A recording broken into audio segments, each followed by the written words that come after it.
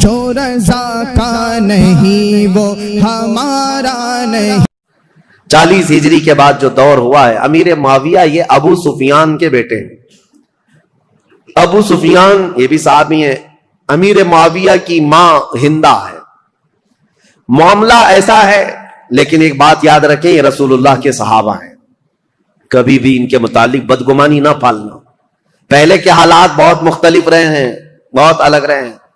یہ ابو سفیان وہی ہیں جو جنگ بدر میں رسول اللہ کے مقابل میں آئے تھے، پورا مکہ لے کر کے، اور جنگ احد میں بھی حضور کے مقابل میں رہے، جنگ خندق میں بھی مقابل میں رہے، کئی جنگوں میں حضور صلی اللہ تعالی علیہ وسلم کے آمنے سامنے آئے۔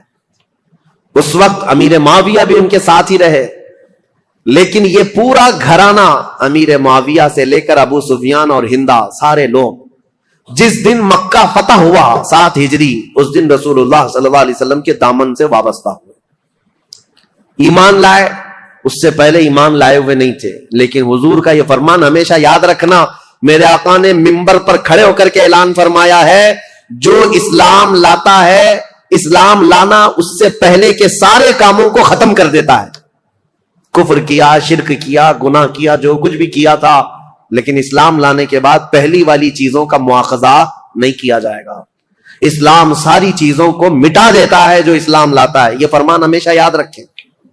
تو صحابہ کو ان کے پرانے واقعات یاد دلا کر کے کبھی تان و تشنی کا نشانہ نہیں بنانا۔ بہت سارے ایسے چور آج آئے ہوئے ہیں سوشل میڈیا پہ، یہ خود ذلیل لوگ ہیں، جو ان صحابہ کی بات آتی ہے تو یہ کہتے ہیں کہ یہ لوگ تو دشمنان اسلام میں تھے، ڈر کر کے اسلام لائے تھے، مکہ جب فتح ہوا تو ان کے پاس کوئی چارہ ہی نہیں تھا، اس لیے اسلام لائے۔ ظالموں، تمہیں کیا خبر کون کس لیے اسلام لایا؟ ایک بات میں آپ کو بتاؤں، حضرت اسامہ بن زید رسول اللہ صلی اللہ علیہ وسلم کے بہت چہیتے صحابی ہیں، حضرت زید بن حارثہ کے بیٹے اسامہ بن زید، یہ اکثر رسول اللہ کے گھر میں بے تکلف آیا جایا کرتے تھے۔ ایک جنگ میں رسول اللہ نے انہیں بھیجا تھا، کفار و مشرکین سے مقابلہ کرتے کرتے پہاڑیوں سے کچھ لوگ اتر رہے تھے، حضرت اسامہ کے ہاتھ ایک آدمی آ گیا اور حضرت اسامہ نے اس پر تلوار تان لی، سامنے والے نے پڑھا لا الہ الا اللہ محمد رسول اللہ، اس کے باوجود اسامہ بن زید نے اس کو قتل کر دیا۔ کہا ابھی میرے ہاتھ میں آیا ہے اور کلمہ پڑھ رہا ہے، تلوار اٹھایا ہوں یہ دیکھ کر کلمہ پڑھ رہا ہے۔ لیکن جو صحابہ تھے ان کو یہ بات بری لگی، حضور صلی اللہ تعالی علیہ وسلم کے پاس آئے اور اس مسئلے کو رکھا، کہا یا رسول اللہ صلی اللہ علیہ وسلم، آپ کا فرمان تو ہے کہ جب کوئی کلمہ طیبہ پڑھتا ہو تو اس کے خلاف تلوار نہیں اٹھا سکتے، لیکن اسامہ بن زید نے آج ایک ایسے شخص کو قتل کر دیا جو کلمہ پڑھ رہا تھا سامنے۔ اسامہ بن زید کو حضور نے بلایا، یہ صحیح حدیث پاک ہے، مسلم شریف میں بھی ہے۔ نبی کریم صلی اللہ تعالی علیہ وسلم نے پوچھا ہے اسامہ کیا تم نے ایسا کیا ہے؟ اسامہ بن زید نے کہا یا رسول اللہ وہ تو ڈر کے مارے کلمہ پڑھ رہا تھا، میں نے جب تلوار اٹھائی تب وہ کلمہ پڑھ رہا تھا۔ حضور اتنے جلال میں آئے اور کھڑے ہو گئے اور کہا اے اسامہ، کیا تو نے اس کا دل چیر کر کے دیکھا تھا کہ وہ ڈر کر کے پڑھ رہا تھا کہ اللہ کے لیے پڑھ رہا تھا؟ زندگی بھر حضرت اسامہ بن زید کو اس بات کی شرمندگی تھی، قلق تھا، ملال تھا۔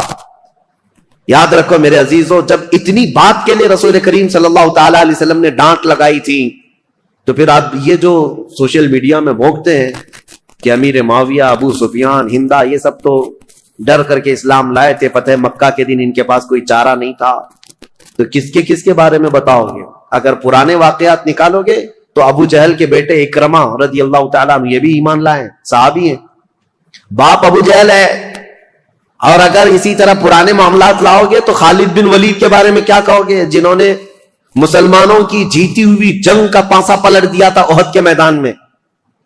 جنگ احد جو ہو رہی تھی اس میں مسلمان غالب آ گئے تھے، کفار و مشرکین کے دانت کھٹے کر کے ان کو بھگا دیا تھا، لیکن خالد بن ولید نے 200 لشکریوں کو پیچھے سے لا کر کے ایسا حملہ کیا تھا صحابہ پر جب یہ ایمان لائے ہوئے نہیں تھے، اور ایسا حملہ کیا تھا کہ 70 مسلمان شہید ہوئے ہیں جنگ احد میں۔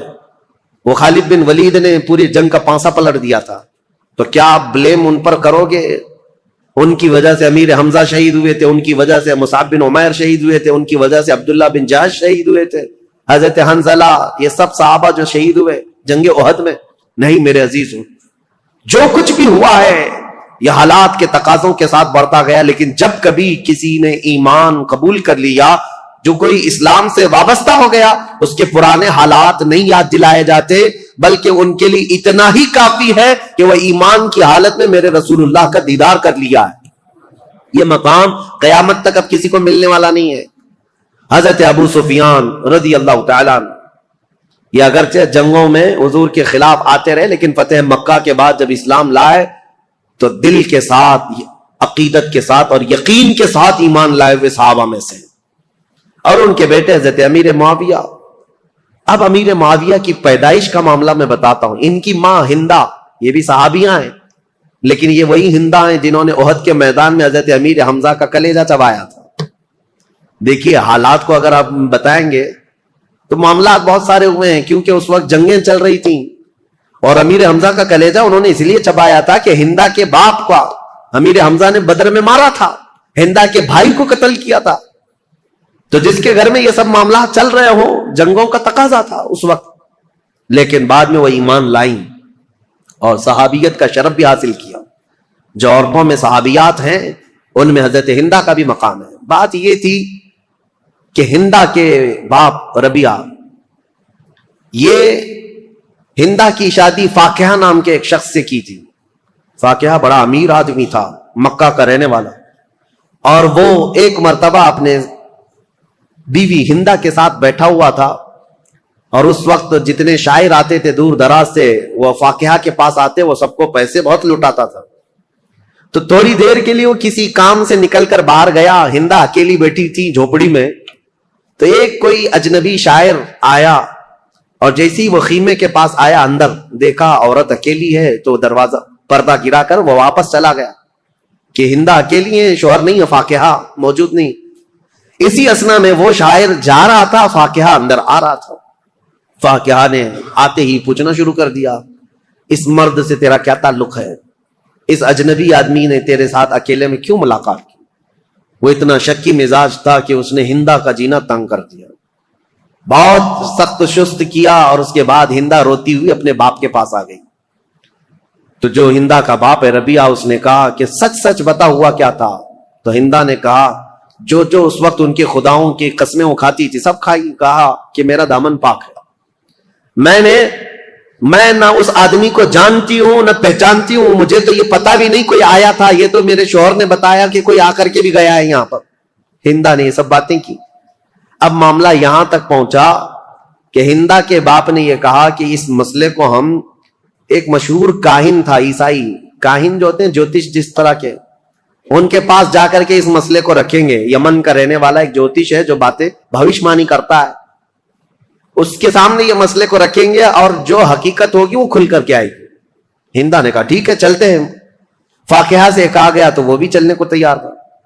وہ اپنے ساتھ خاندان کو لے لیا، فاقیہ کو، اور ہندا کی سہیلیاں اور اس کا باپ، یہ سارے لوگ نکل پڑے یمن. اور جیسے یمن پہنچے تو ہندا کے جسم میں پیلا پنانے لگ گیا اور وہ ڈر کے مارے کانپنے لگ گئی. ہندا، باپ نے کہا تو چور ہوگی پھر، یا تو ڈر رہی ہے. جیسے ہی ہم کاہن کے پاس آئے تو ڈرنے لگ گئی. کہا میں ڈر نہیں رہی ہوں اس بات سے کہ میں گناہگار ہوں، میں ڈر رہی ہوں اس بات سے کہ یہ اٹکل پچو مارنے والے جوتش لوگ، اگر اس کا بتایا ہوا کبھی غلط نکل گیا، میں تو ویسے گناہگار نہیں ہوں لیکن اس کا کہا ہوا سچ ہے، یہ کیسے 100% یقین ہوگا؟ اگر اس نے غلطی سے کہہ دیا کہ میں نے کوئی غلط کیا ہے تو پورے عرب میں میری بدنامی ہوگی اور ہمیشہ کے لیے میرا نام زانیوں میں شمار ہو جائے گا، اس لیے میں ڈر رہی ہوں. یعنی مکہ کے جاہل لوگ تھے، مکہ کے بت پرست تھے، جیسے بھی تھے، لیکن ان کو اس بات کا بھی یقین تھا کہ جوتش لوگ اٹکل پچو مارتے ہیں. وہ بتوں کی پوجا کرنے والے بھی جانتے تھے کہ یہ پورا پکا نہیں بولتے. مجھے حیرت ہوتی ہے جاہل مسلمان کیسے طوطے والے بابا کے پاس جا کے بیٹھتے ہیں. طوطا نکال رہا ہے اور اس کا بھوش بتا رہا ہے اور خود کا پتہ نہیں ہے، برج پر بیٹھا ہوا ہے، سڑک پر بیٹھا ہوا ہے، اور پالا ہوا ایک طوطا چٹیاں نکال کر. بڑے شوق سے لوگ اپنا مستقبل، اپنا فیوچر پوچھ رہے ہوتے ہیں.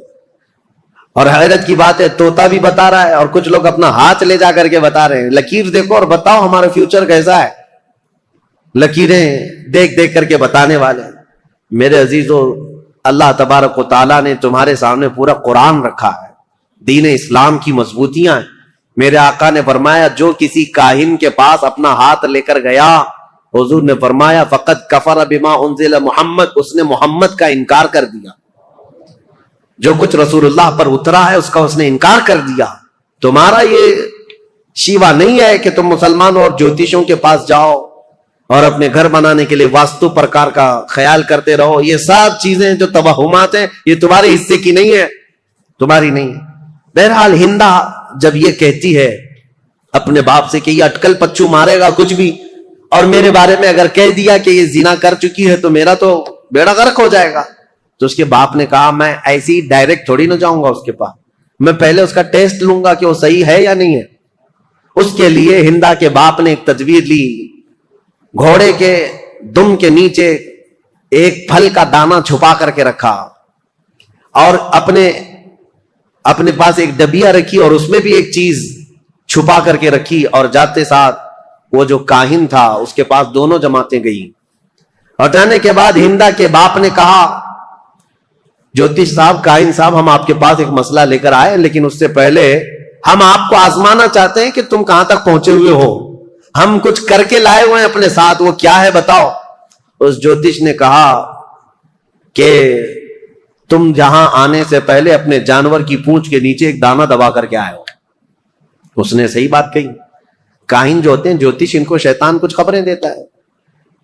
اور اس کے بعد جب اس نے صحیح بات بتائی, اس وقت کے کاہن یہ سب بتاتے تھے ستارہ دیکھ کر کے. تو ہندا کے باپ نے کہا دیکھو ہم نے جو ٹیسٹ لینا تھا وہ اس میں پکا نکلا ہے. اس کے بعد کہا اس جوتش سے کہ اب یہ بتاؤ ہم کیا مسئلہ لے کر کے یہاں پر آئے ہیں. اس میں ایک عورت کے بارے میں یہ الزام ہے کہ اس نے زنا کیا ہے اجنبی مرد سے.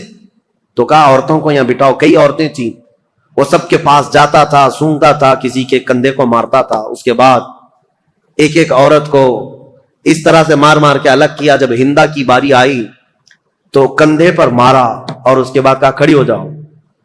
اور جیسی ہندا کھڑی ہوئی کہا کہ یہ عورت بالکل پاک و صاف ہے, اس نے آج تک کوئی دوسرے مرد سے کوئی بدکاری نہیں کی.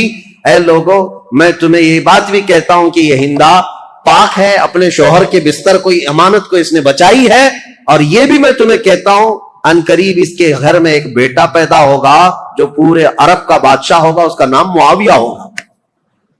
یہ کاہن نے پہلے ہی یہ خبر بھی دے دی. اب جیسی ہی ہندا کی پاکی اور برت اس نے بیان کیا تو جو شوہر تھا فاقیہ جلدی سے آگے, آجا میری بیگم, صاف ہے تو پاک ہے. ہندا نے جھٹک کر کہا ایسے شخص کے پاس تو میں آپ زندگی پر نہیں جا سکتی, مجھے اس سے طلاق چاہیے. اور اس کے بعد جب جوتش نے کہا ہے کہ میرے پیٹ سے ایک بیٹا پیدا ہونے والا جو بادشاہ ہوگا, میں تو یہ چاہتی نہیں کہ ایسے شکی آدمی سے کوئی بادشاہ پیدا ہو, میں یہ چاہتی نہیں. تو پھر ہندا کے باپ نے طلاق کروا دی, ختم ہو گئی. ہندا جیسی مکہ واپس آئی تو ہندا سے حضرت ابو سفیان نے نکاح کر لیا. اس وقت یہ ایمان لائے ہوئے لوگ نہیں تھے. ابو سفیان نے نکاح کیا اور ابو سفیان اور ہندا کے نکاح سے حضرت امیر معاویہ پیدا ہوئے.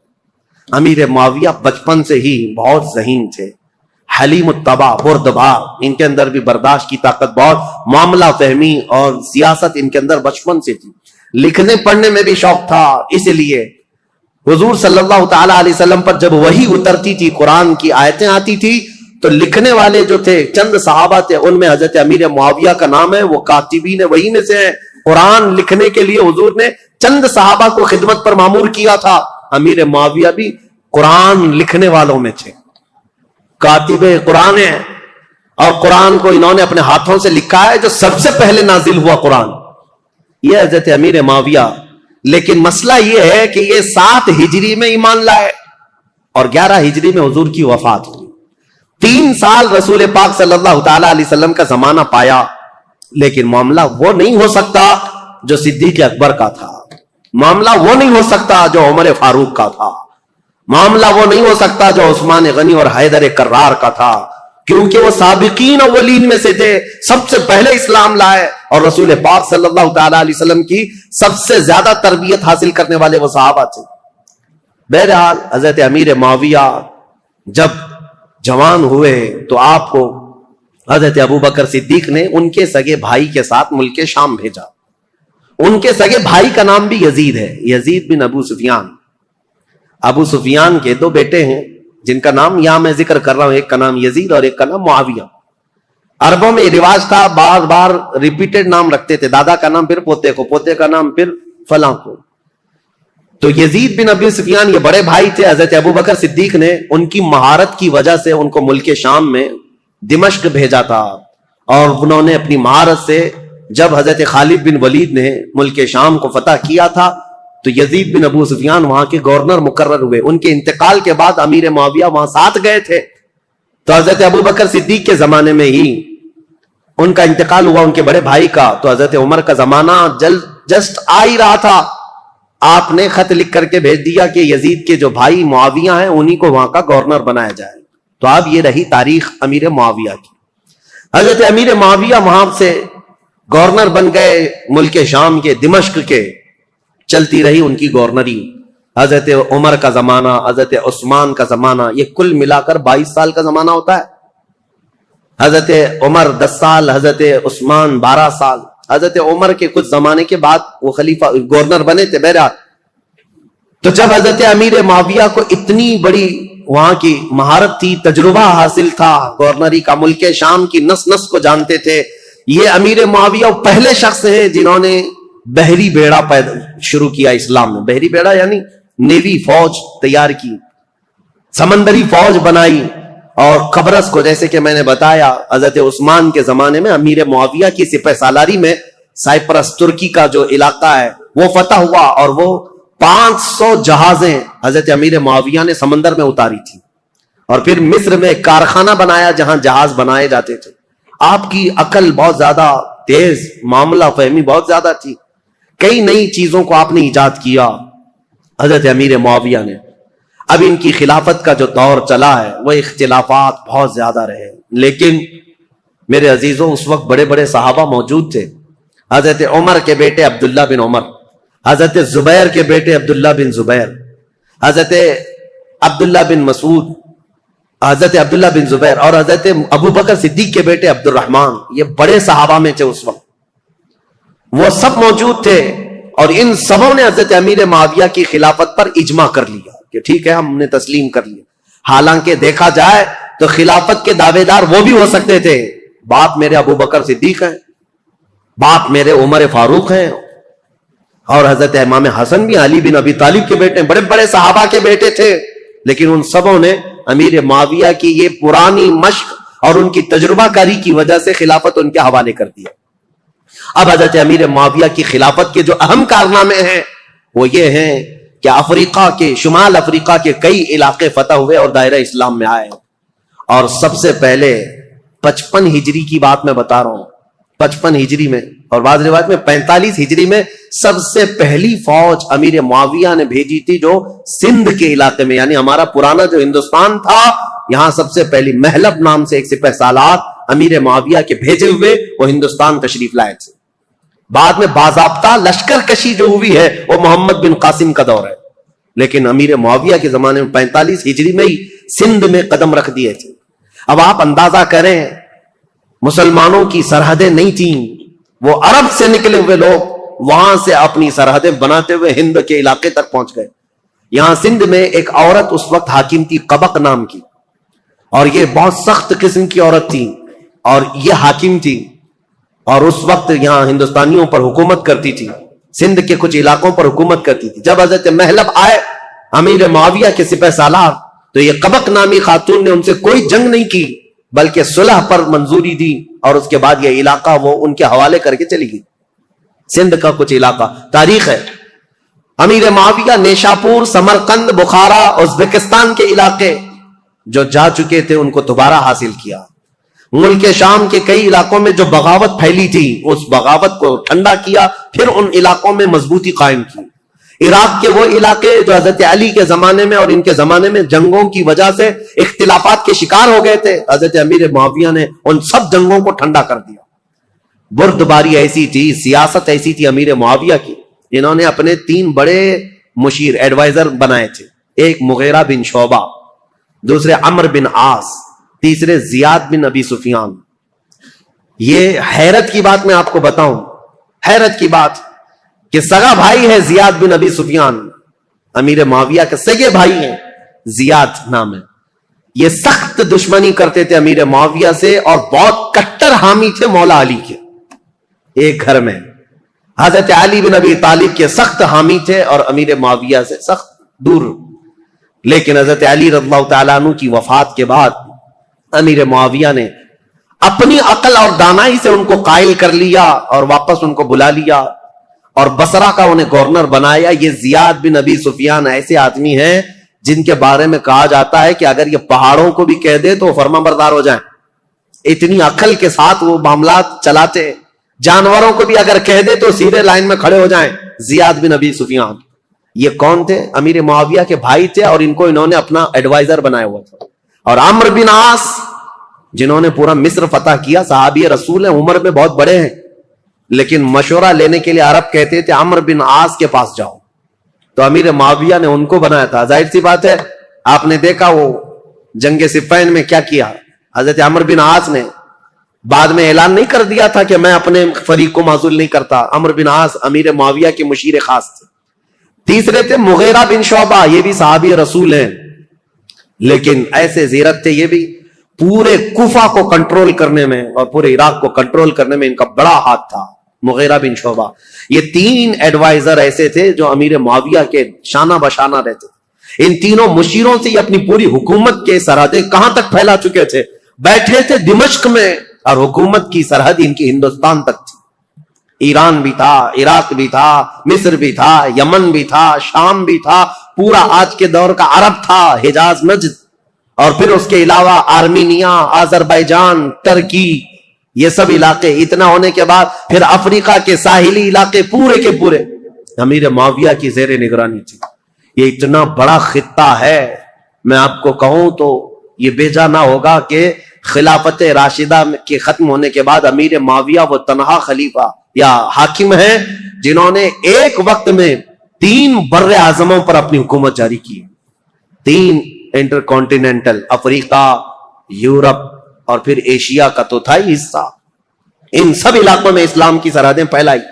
اب حضرت امیر معاویہ رضی اللہ تعالیٰ عنہ کے جو اہم کارنامے تھے، اسلام کی وسعت ہوتی رہی، لیکن جو جنگوں کو انہوں نے ٹھنڈا کیا وہ ایسے ٹھنڈا کیا تھا.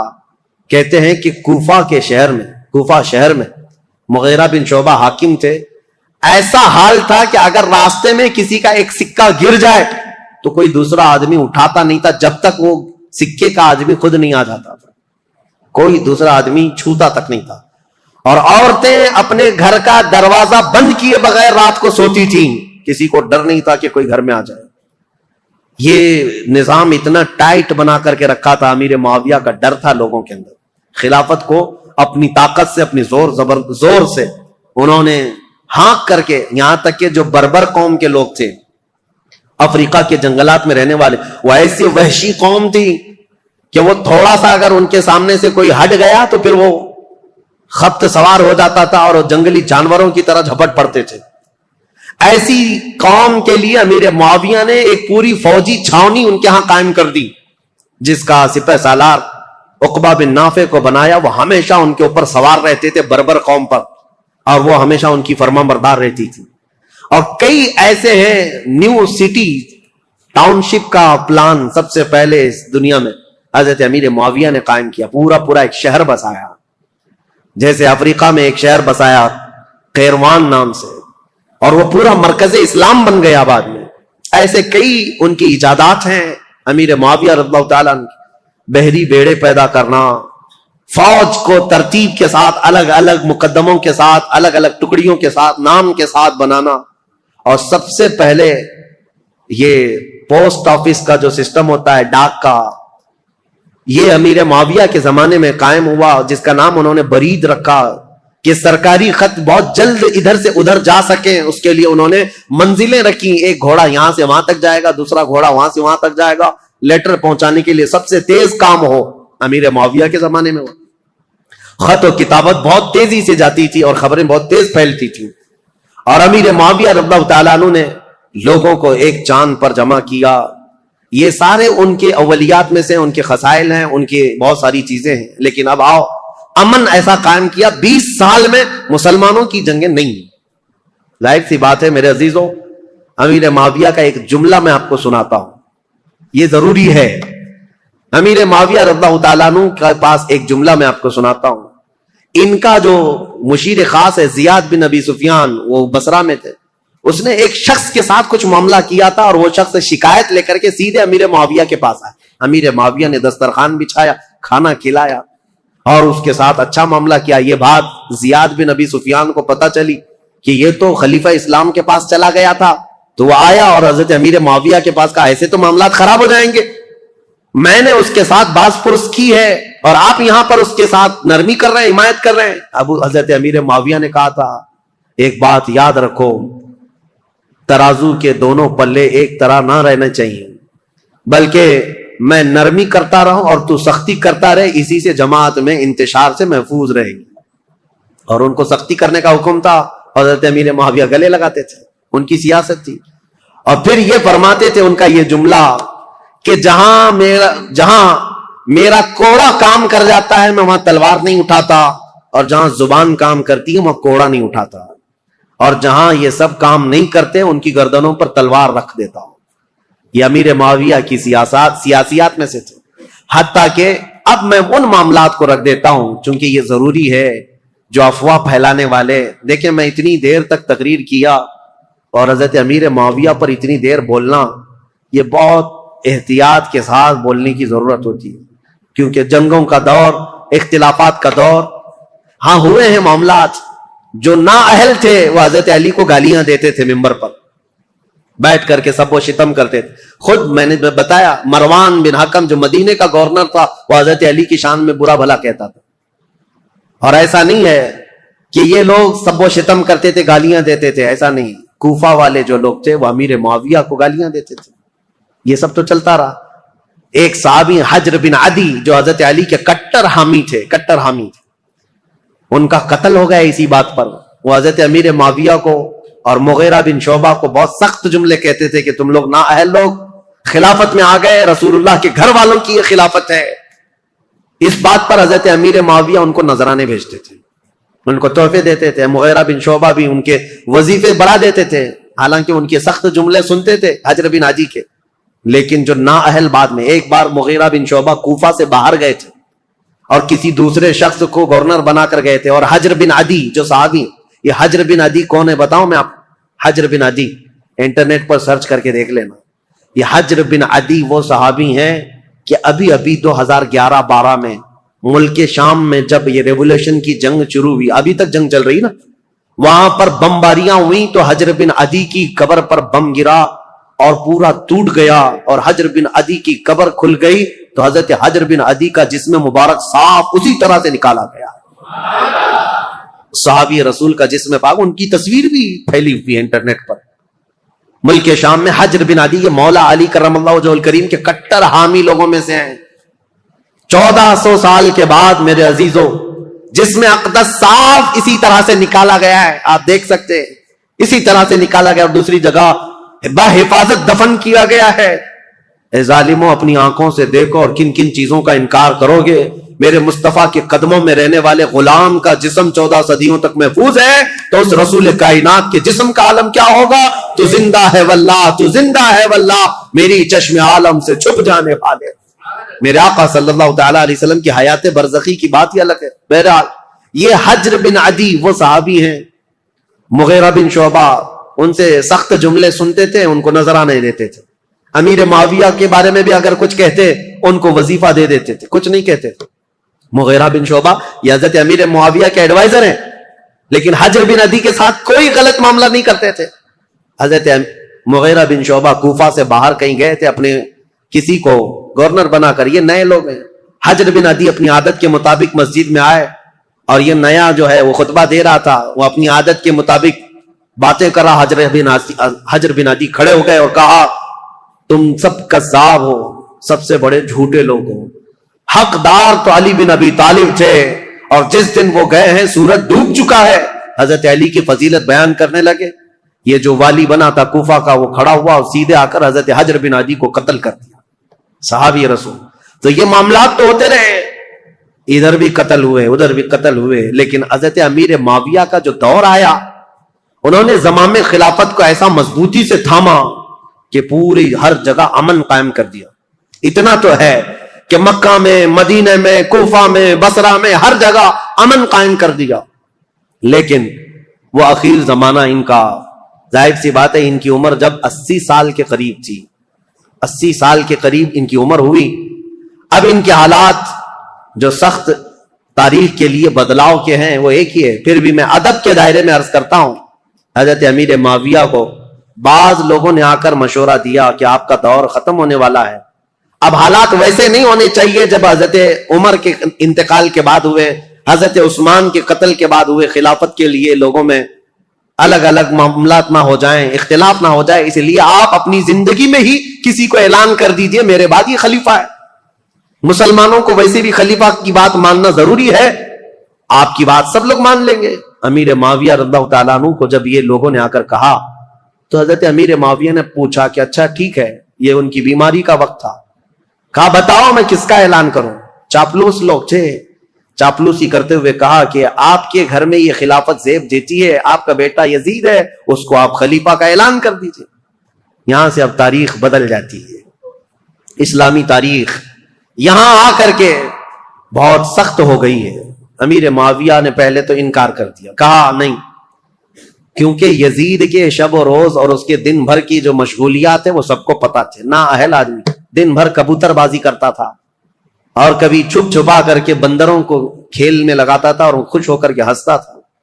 اس کے الگ الگ معاملات تھے، اس کے شراب پینے کی بھی باتیں ہیں. لیکن امیر معاویہ سے چھپ کر کرتا رہا یا ان کے دور میں کم کرتا رہا. حضرت امیر معاویہ نے منع کر دیا، لیکن پھر کچھ بڑے بڑے لوگ بھی آئے، کہا کہ یہ بات صحیح ہے کہ مسلمانوں میں ایک بہت بڑی جنگ ہوگی اب خلیفہ کے انتخاب کے لیے، کیونکہ حضرت امام حسن سے جو صلح ہوئی تھی وہ تو اس بات پر ہوئی تھی نا، امیر معاویہ کے بعد خلافت امام حسن کو جائے گی، لیکن امام حسن تو شہید ہو گئے، اب کون ہے؟ تو بہت سارے لوگ اس وقت جو موجود تھے انہوں نے اس بات کا ویرودھ بھی کیا، انکار بھی کیا، کیونکہ ابھی 3 بڑے صحابہ موجود تھے، سیدنا ابو بکر صدیق کے بیٹے عبد الرحمن، حضرت عمر کے بیٹے عبداللہ بن عمر، اور حضرت علی کے بیٹے امام حسین. یہ بڑے بڑے صحابہ، اور حضرت زبیر کے بیٹے عبداللہ بن زبیر یہ بھی موجود. تو ایک صحابی آئے حضرت امیر معاویہ کے پاس، احنف بن قیس. انہوں نے کہا کیا یہ اچھا ہوگا کہ آپ اعلان کر دیں عبداللہ بن عمر کے نام پر، ان سے افضل کوئی نہیں ہے کیونکہ وہ بڑے صحابی ہیں، رسول اللہ کا زمانہ پائے. امیر معاویہ رضی اللہ تعالیٰ عنہ کے سامنے یہ سب معاملات تھے. انہوں نے پھر مغیرہ بن شعبہ کو بلایا جو کوفہ کے گورنر تھے، زیاد بن ابی سفیان کو بلایا، پھر پوچھا تو انہوں نے کہا کہ جیسا آپ کہنا چاہتے ہیں ہم کرنے کو تیار ہیں، ہم لوگوں کو سنبھال لیں گے جیسے 20 سال سے سنبھال رہے ہیں. تو امیر معاویہ نے خط لکھ دیا سب کے نام پر کہ میری زندگی آخر دور کو پہنچ چکی ہے، اے مسلمانوں میں اپنی زندگی میں اعلان کرتا ہوں میرے بعد میرا بیٹا یزید بن معاویہ تخت خلافت کا جانشین ہے. مغیرہ بن شعبہ لے کر کے گئے، انہوں نے تو نافذ کر دیا. زیاد بن ابی سفیان جو تھے انہوں نے بھی نافذ کر دیا. اب مدینے کا مسئلہ تھا، مدینے میں مروان تھا، مروان کو لکھ کر کے بھیجا گیا لیکن اس میں نام نہیں لکھا گیا. پہلے خط میں یہ لکھا گیا کہ امیر معاویہ یہ چاہتے ہیں مسلمانوں میں جنگ نہ ہو، اس لیے اپنی زندگی میں کسی کے خلیفہ ہونے کا اعلان کرنا چاہتے ہیں. مروان نے سارے بڑے صحابہ کو بھی بلایا جو موجود تھے، سب سے یہ مشورہ لیا کہ خلیفہ وقت امیر معاویہ کا یہ کہنا ان کی رائے ہے. سبوں نے کہا اچھا ہی ہوگا، پھر ایک نئے خلیفہ کو چننے کے لیے لڑائیاں ہوں گی، امیر معاویہ اگر اعلان کریں گے تو کسی اچھے کا کریں، کیونکہ نام نہیں تھا اس وقت. سب مدینے والے اس بات پر راضی ہو گئے، ٹھیک ہے. اس کے بعد امیر معاویہ کو جب یہ خبر پہنچی کہ سب معاملہ ٹھیک ہے، راضی ہیں، تو دوسرے خط میں انہوں نے بھیجا کہ ہاں میں اعلان کرتا ہوں کہ میرا بیٹا یزید تخت خلافت کا جانشین ہوگا. یہ خط جیسی آیا، مروان نے اب جن لوگوں کو بلایا اس میں بہت سارے لوگ تھے، تابعین اور صحابہ. اس نے کہا امیر معاویہ نے اپنے بیٹے کے خلافت کا اعلان کیا ہے. سب سے پہلے اب مروان نے جو بات کہی یہ کہی تھی رسول اللہ صلی اللہ تعالیٰ علیہ وسلم کی سنت پر اور ابو بکر اور عمر رضی اللہ تعالیٰ عنہ کی سنت پر امیر معاویہ اپنے بیٹے کو خلیفہ کا اعلان کر رہے ہیں. تو حضرت عبد الرحمن کھڑے ہو گئے، عبد الرحمن بن ابو بکر. کہا جھوٹ بول رہے ہو، یہ کہو رسول اللہ کی سنت اور ابو بکر عمر کی سنت نہیں، عیسائی بادشاہ ہرقل اور عظیم الروم کی سنت پر کہ ان کے ہاں ایک بادشاہ مرتا ہے تو بیٹا خلیفہ بنتا ہے. اسلام میں ایسا نہیں، تم جھوٹ بول رہے ہو. ابو بکر اور عمر کی سنت ہوتی تو ابو بکر نے اپنے بیٹے کو خلیفہ نہیں بنایا، عمر نے اپنے بیٹے کو خلیفہ نہیں بنایا. بلکہ ان خلفاء نے اپنے خاندان کو خلافت سے دور رکھا رضوان اللہ علیہم اجمعین۔ حضرت عبد الرحمن بن ابو بکر کھڑے ہو گئے، پھر حضرت عبداللہ بن عمر اور عبداللہ بن زبیر، یہ دو بڑے صحابہ تھے، ان سے پوچھا گیا تو انہوں نے کہا ہم نے یہ سوچا تھا کہ امیر معاویہ اس معاملے میں اچھا کریں گے، خیر خواہی کا ان کے ساتھ ہمارا معاملہ تھا، لیکن ہم ان کی خلافت کو صرف اس لیے تسلیم کیے ہوئے تھے 20 سال سے امیر معاویہ کی کہ ہم جنگیں دیکھ چکے تھے، مسلمانوں کا خون نہ بہے، ورنہ امیر معاویہ سے افضل صحابہ بھی موجود تھے خلافت کے وقت، لیکن ہم نے ان کو تسلیم کیا۔ تو اس کا مطلب یہ نہیں ہے کہ اب امیر معاویہ کے خاندان میں بھی یہ چلتا رہ جائے صحابہ میں سے۔ اب آئی بات امام حسین کی۔ امام حسین رضی اللہ تعالیٰ عنہ اس وقت مدینے میں موجود تھے، آپ کے پاس یہ بات آئی تو آپ نے بھی اس کا رد کر دیا۔ یہ معاملات ابھی چل رہے تھے اور زمانہ تاریخ ہجری کا 60ویں ہجری کو پہنچا تھا، رسول کریم صلی اللہ تعالیٰ علیہ وسلم کی وفات کو 50 سال گزر چکے تھے۔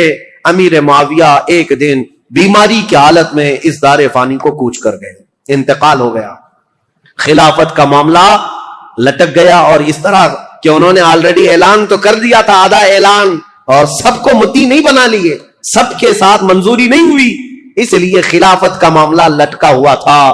ظاہر سی بات ہے خلیفہ برحق اس وقت ہوگا جب سارے لوگ ایک ساتھ بیعت کر لیتے۔ بڑے صحابہ مدینے کے، مکہ کے اور حجاز کے بہت سارے صحابہ نے اس کا انکار کیا تھا، کوفہ کے بھی بہت سارے صحابہ جو موجود تھے انہوں نے انکار کیا تھا کہ یہ وصیت نہیں مانی جائے گی، مسلمانوں کے معاملات مسلمانوں کے ہاتھ میں رکھے جائیں، وہ جسے چاہیں منتخب کریں۔ ان معاملات پر آ کر اب تاریخ رک گئی ہے۔